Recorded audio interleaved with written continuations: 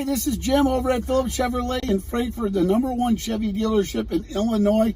I'm sitting in a brand new 2022 Silverado High Country.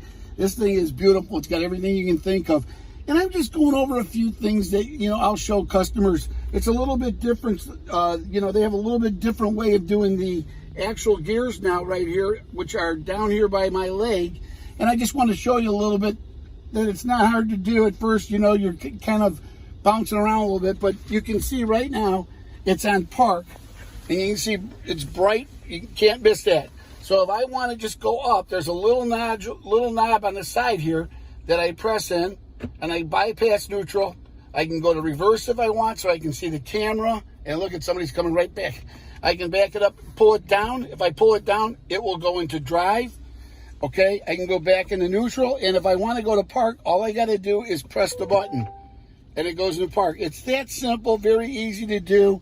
If you have any questions, feel free to give me a call at Phillips Chevrolet in Frankfort, 815-469-2323, and ask for Jim.